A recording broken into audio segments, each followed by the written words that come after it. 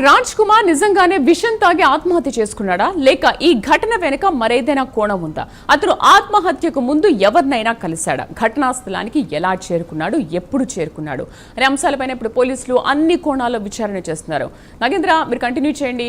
అసలు ఎప్పుడు ఎన్ని గంటలకు పెంచర్ల గ్రామానికి వెళ్ళాడు అండ్ ఎన్ని గంటలకు స్థానికులు పోలీసులకు సమాచారం అందించారు, పోలీసులు ఎన్ని గంటలకు అక్కడికి చేరుకున్నారు, పూర్తి వివరాలు ఏం చెప్తారా?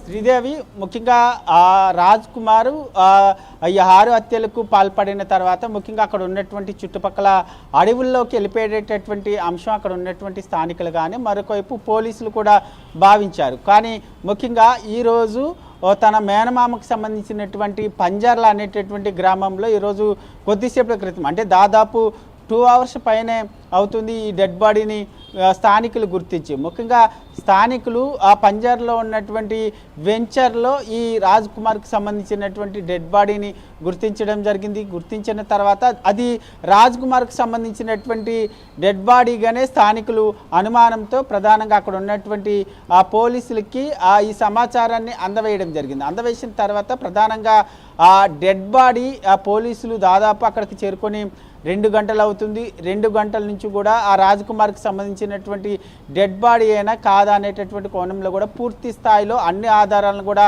సేకరించిన తర్వాత అది రాజ్ కుమార్కి సంబంధించినటువంటి డెడ్ బాడీనే, ముఖ్యంగా తను ఒక అంటే వ్యవసాయానికి ఉపయోగించేటటువంటి పురుగుల మందుని సేవించి తను చనిపోయేటటువంటి అంశాన్ని ఇక్కడ పోలీసులు స్పష్టం చేయడం జరిగింది. అంటే నిజంగా తను అక్కడి వరకు, అంటే ఆ వెంచర్ వరకు ఏ విధంగా వచ్చాడు, ముఖ్యంగా పోలీసులు చెప్తున్న దాని ప్రకారం వెంచర్కి వచ్చి తను పాయిజన్ తీసుకొని చనిపోయాడు,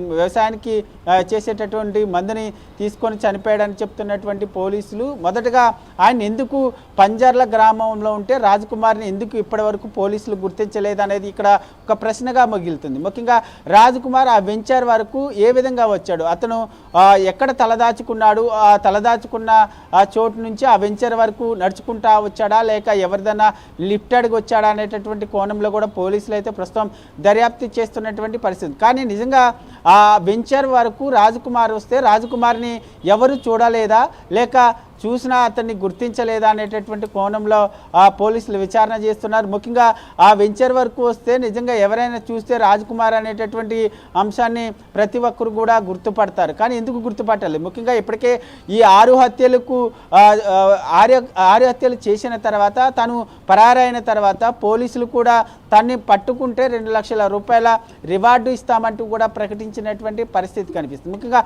అప్పటి నుంచి కూడా ముఖ్యంగా ప్రజలంతా కూడా ఈ రాజ్ కుమార్ ఎక్కడున్నాడు, ఎక్కడ దాక్కున్నాడు అనేటటువంటి కోణంలో ప్రతి ఒక్కరు చుట్టుపక్కల ఉన్నటువంటి ప్రజలంతా కూడా ఎదురు చూస్తూనే ఉన్నారు. ముఖ్యంగా నిన్న కూడా ఒక వ్యక్తిని నేను రాజ్ కుమార్ని చూశాను, తను మాస్క్ ధరించాడు, తను టిఫిన్ కోసం అడ్రస్ అడిగి ఒక వ్యక్తిని లిఫ్ట్ అడిగి వెళ్ళిపోయాడు అనేటటువంటి అంశాన్ని కూడా వ్యక్తి చెప్పినటువంటి పరిస్థితి. కానీ ఆ వ్యక్తి ఎందుకు ఆ విషయాలు చెప్పిన తర్వాత కూడా పోలీసులు ఎందుకు రాజ్ కుమార్ని సజీవంగా పట్టుకోలేకపోయారు అనేది మాత్రం ఒక ప్రశ్న. ముఖ్యంగా దీనికి సంబంధించి పోలీసులు సమాధానం చెప్పాల్సినటువంటి అవసరం ఉంటుంది. ముఖ్యంగా పోలీసులు తన తల్లిదండ్రులకు ఫోన్ చేసిన తర్వాత రాజ్ కుమార్ని నేను చనిపోతున్నాను అని ఫోన్ చేసిన తర్వాత తన చుట్టాలతో పాటు తన తల్లిదండ్రుల్ని పోలీసులు అదుపులోకి తీసుకున్నారు. అదుపులోకి తీసుకున్న తర్వాత పూర్తి స్థాయిలో వారి నుంచి అన్ని వివరాలు రాబట్టేటటువంటి ప్రయత్నం చేశారు. ఆ వివరాల ఆధారంగానే రాజ్ కుమార్కి సంబంధించినటువంటి గాలింపు చర్యలు అనేటి చేపట్టారు అనేటటువంటి అంశం కూడా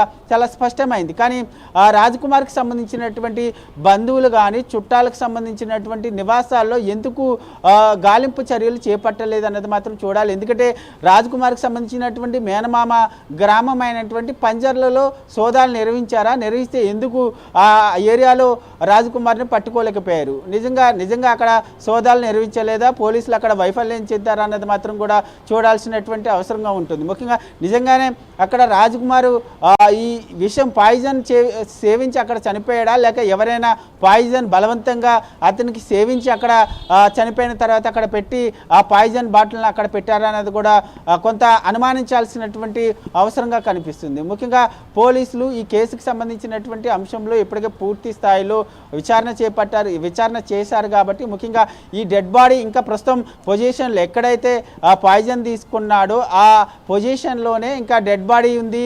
ఆ డెడ్ బాడీని పోలీసులు ఎప్పటివరకు కూడా లిఫ్ట్ చేయలేదు. అక్కడ పూర్తి స్థాయిలో పోలీసులు చేరుకున్నారు. ఆ డెడ్ బాడీ వరకు ఎవరిని కూడా వెళ్ళనివ్వనటువంటి పరిస్థితి కనిపిస్తుంది. పోలీసులు మరి కాసేపట్లో ఆ డెడ్ బాడీని పూర్తిగా అక్కడి నుంచి లిఫ్ట్ చేసి ఆ స్థానికంగా ఉన్నటువంటి చేవెళ్ళ ప్రభుత్వ హాస్పిటల్కి తరలించేటటువంటి అవకాశం కనిపిస్తుంది. ముఖ్యంగా చేవెళ్ళ హాస్పిటల్కి తీసుకెళ్తే మాత్రం అక్కడ వెంటనే ఆ డెడ్ బాడీకి సంబంధించినటువంటి పోస్ట్ మార్టం కంప్లీట్ చేసిన తర్వాత అర్ధరాత్రి వెంటనే, ఎందుకంటే ఆ డెడ్ బాడీకి పోస్ట్ మార్టం కంప్లీట్ అయిన తర్వాత వెంటనే తనకి సంబంధించినటువంటి అంత్యక్రియలు దగ్గరుండి పోలీసులే త్వరగా కంప్లీట్ చేసేటటువంటి అవకాశం కనిపిస్తుంది. ఎందుకంటే ఆ డెడ్ బాడీ పోస్ట్ మార్టం అయిన తర్వాత ఆ స్వగ్రామానికి ఆ గ్రామానికి తీసుకొస్తే మరింత కొంత ప్రజలు ఉద్రిక్తలు చేపట్టేటటువంటి అవకాశం ఉంటుంది. కాబట్టి ఈ విషయంలో పోలీసులు కొంత త్వరగతిన ఈ డెడ్ బాడీకి సంబంధించినటువంటి అంత్యక్రియలు కానీ పోస్ట్ మార్టం కానీ కంప్లీట్ చేసేటటువంటి అవకాశం అయితే కనిపిస్తుంది. మరొకవైపు ఇప్పటికే చనిపోయినటువంటి ప్లేస్కి ఆ చుట్టుపక్కల ప్రజలంతా కూడా పెద్ద ఎత్తున తరలి వస్తున్నటువంటి పరిస్థితి కూడా కనిపిస్తుంది. కాబట్టి పోలీసులు ఇప్పటికే అక్కడికి చేరుకున్నారు. ఆ డెడ్ బాడీని తరలించేటటువంటి ఏర్పాట్లు అయితే చేస్తున్నటువంటి పరిస్థితి అయితే కనిపిస్తుందని చెప్పాలి Sridevi. Right Nagendra, thank you.